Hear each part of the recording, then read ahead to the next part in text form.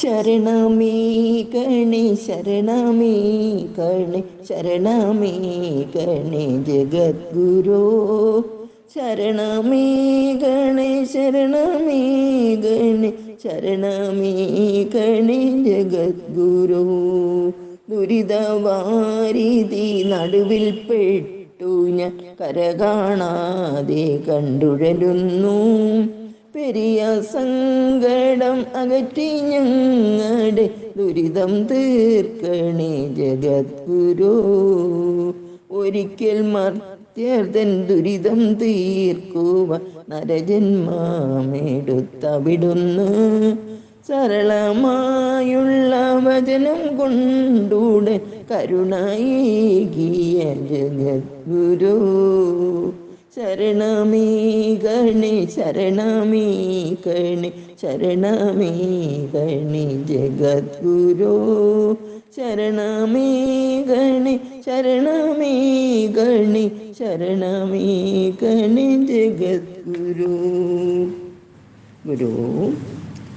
ഗുരുസ്മരണ. തിരുവനന്തപുരം ജില്ലയിൽ ശ്രീകാര്യം പോത്തൻകോട്ട് റൂട്ടിൽ ചരിത്രപ്രസിദ്ധമായ ചെമ്പഴന്തി ഗ്രാമത്തിലെ വയൽവാരത്തു വീട്ടിൽ മാടനാശാന്റെയും കുട്ടിയമ്മയുടെയും മകനായി 1855 ഓഗസ്റ്റ് മാസം 28 തീയതി ആ ഭാഗ്യനക്ഷത്രം ഉദിച്ചുയർന്നു.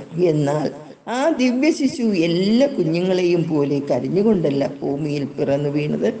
ക്ഷേത്രോപാസനയും ഭജനയും വ്രതവും നിഷ്ഠയുമൊക്കെയായി കഴിഞ്ഞിരുന്ന കുട്ടിയമ്മയ്ക്ക് കിട്ടിയ ആദ്യ കൺമണി ചിങ്ങത്തിന്റെ സമൃദ്ധിയിലേക്ക് എഴുന്നള്ളിയ മഹാബലി പ്രജകളെ കണ്ട് മടങ്ങുന്ന ചതയന്നാളിന്റെ പ്രഭാത വേളയിലാണ് പൂജാതനായത്.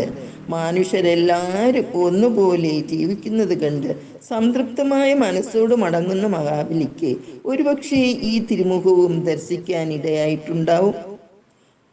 സൂര്യഭഗവാന്റെ കിരണങ്ങൾ ഭൂമിയിലെ തരുലതാദികളെ തഴുകി തലോടിയ ആ ദിവ്യ മുഹൂർത്തത്തെ സ്ത്രീകൾ കൊട്ടും കുരവയും ആർപ്പുവിളിയുമായി സ്വീകരിച്ചു. കുഞ്ഞ് കണ്ണു തുറന്നു നോക്കി പുഞ്ചിരി തൂക്കിയതല്ലാതെ കരയുകയോ മൂളുകയോ ചെയ്തില്ലത്രേ. കുഞ്ഞിനെ കുളിപ്പിച്ച് പൊക്കിൾക്കൊടി ഛേദിച്ച് നിവർത്തിയെടുത്തപ്പോഴും മുഖത്തെ അസാമാന്യ പ്രഭ മാത്രം വിടർന്നു നിന്നു. ആ അത്ഭുത ശിശുവിനെ കാണാൻ ദേശക്കാർ വയൽവാരം വീട്ടിലേക്ക് പ്രവഹിച്ചു തുടങ്ങി.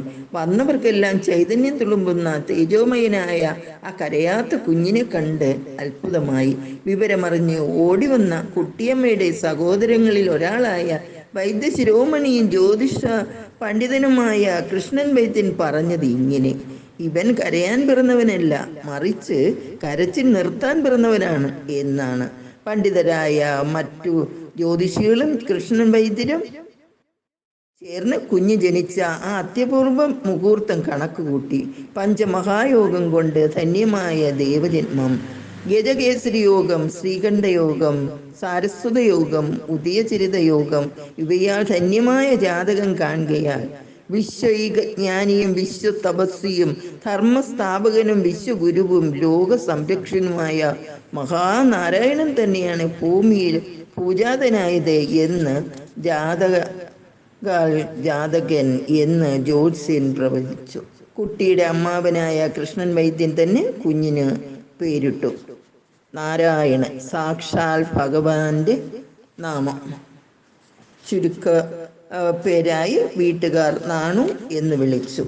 ഗുരുദേവന്റെ ഗ്രഹനില പരിശോധിച്ചു ചെമ്പഴന്തി കണ്ണങ്കര വീട്ടിലെ മൂത്ത നാരായണപിള്ള പ്രവചിച്ചത് ഇങ്ങനെ: ലോകം മുഴുവൻ പ്രഭചരിയാൻ പിറന്ന ഒരു മഹാ അനുഭവൻ ആണിത്. കുഞ്ഞിന്റെ അച്ഛനായ മാടനാശാൻ അനിയനോട് ഇങ്ങനെ പറഞ്ഞു: എടാ ചിന്ന, ഇത് നമ്മുടെ കുഞ്ഞല്ല, ഭൂമിയിലെ ദുരിതങ്ങൾ അകറ്റാൻ ദൈവദൂതനായി പിറന്നവനാണ്. ഇവൻ ലോക സംരക്ഷനായി നമ്മിൽ നിന്നകന്നു പോവും. എങ്കിലും അവനായി ഒരു മുറി വൃത്തിയായി എന്നും ഇവിടെ സൂക്ഷിക്കണം. അങ്ങനെ ആ മഹാശിശുവിൻ്റെ ജനനം നാടെങ്ങും ചലനമുണ്ടാക്കി. സന്തോഷവും സമാധാനവും ഐശ്വര്യവും സമൃദ്ധിയും ഭക്തിയും ഒരുപോലെ വയൽവാരം കുടുംബത്തിലും ചുറ്റുവട്ടത്തും നാട്ടിലും നിറഞ്ഞു നിന്നു. അതിമനോഹരമായ ചെമ്പഴന്തി ഗ്രാമം മാവും പ്ലാവും തെങ്ങും കവുങ്ങും പുളിയും ഇതര സസ്യലതാദികളും വയലേലകളും നെൽപ്പാടങ്ങളും അടങ്ങിയ മങ്ങിയ സമൃദ്ധിയുടെ ഹരിതകം പുതച്ച ഭൂപ്രദേശം. അവിടെ വയൽവാരത്ത് ചെറുപറമ്പിൽ മനയ്ക്കൽ ദേവീക്ഷേത്രം. അതിൻ്റെ പടിഞ്ഞാറ് വശത്തായി മണ്ണ് കൊണ്ടുണ്ടാക്കിയ ഒരു കൊച്ചു ഓലപ്പുര, കൂടാതെ ഒരു വടക്കിനിയും ഉരപ്പുരയും. ഇത് കുട്ടിയമ്മയും ഭർത്താവ് മാടനാശാനും കുഞ്ഞും താമസിച്ചിരുന്ന വീടാണ്. ഗുരുവിന് ശേഷം കുട്ടിയമ്മ 3 പെൺമക്കൾക്ക് കൂടി ജന്മം കൊടുത്തു. കൊച്ചു ദേവി മാത. ഗുരുവിൻ്റെ അമ്മയുടെ കുടുംബം ചെമ്പഴന്തിയിൽ തന്നെ. പേരും പ്രശസ്തിയും ധനസ്ഥിതിയും സമൃദ്ധിയുമുള്ള ഈ വയൽവാരം വീട് തന്നെയായിരുന്നു. നെടുങ്കണ്ട സ്വദേശിയായിരുന്നു മാടനാശാൻ. ആരോഗ്യവും സൗന്ദര്യവും ബുദ്ധിയും കഴിവും ഒത്തിണങ്ങിയ മാടനാശാൻ സംസ്കൃതത്തിലും ജ്യോതിഷത്തിലും ആയുർവേദത്തിലും അധ്യാപനത്തിലും അപാരമായ അറിവുള്ള വ്യക്തിയായിരുന്നു. മാടനാശാന്റെ കുടുംബം പേരും പ്രശസ്തിയും സമ്പത്തും ഉൾക്കൊണ്ടതായിരുന്നു. 3 താവഴിയിലായി താമസിച്ചു പോന്നിരുന്ന കുടുംബക്കാരുടെ പിൻതലമുറ ഇപ്പോഴും അവിടെ ഉണ്ട്. പാട്ടത്തിൽ കുടുംബം, പൗടിക്കോണം കുടുംബം, ചെമ്മൺ കോട്ട് കുടുംബം എന്നിങ്ങനെ ചെമ്മൻകോട്ട് കുടുംബമായിരുന്നു മാടനാശാന്റെ അച്ഛൻ്റെ പേര് ഋഷികേശൻ, അപ്പൂപ്പൻ്റെ പേര് മുത്തുകുമാരൻ എന്നുമാണെന്ന് ദൈവദശകത്തിൽ പറഞ്ഞിട്ടുണ്ട്. ഈ കുടുംബത്തിന് 1000 പറ നിലവും കൃഷിയും ഉണ്ടായിരുന്നതായും നിലം സർവേ ചെയ്യുന്നതിനും നികുതി അടയ്ക്കുന്നതിനുമൊക്കെ മാടനാശാനാണ് പൊയ്ക്കൊണ്ടിരുന്നതെന്നും ഗുരുദേവ ചരിത്രത്തിൽ ജീവചരിത്രകാരനായ ശ്രീ പി പരമേശ്വരൻ വ്യക്തമാക്കുന്നു. സ്വന്തം കുടുംബത്തിൻ്റെ കാര്യം മാത്രമല്ല, നാട്ടുകാരുടെയും ബന്ധുക്കളുടെയും പൊതുകാര്യങ്ങളിലും മാടനാശാൻ ഉത്സാഹിയായിരുന്നു.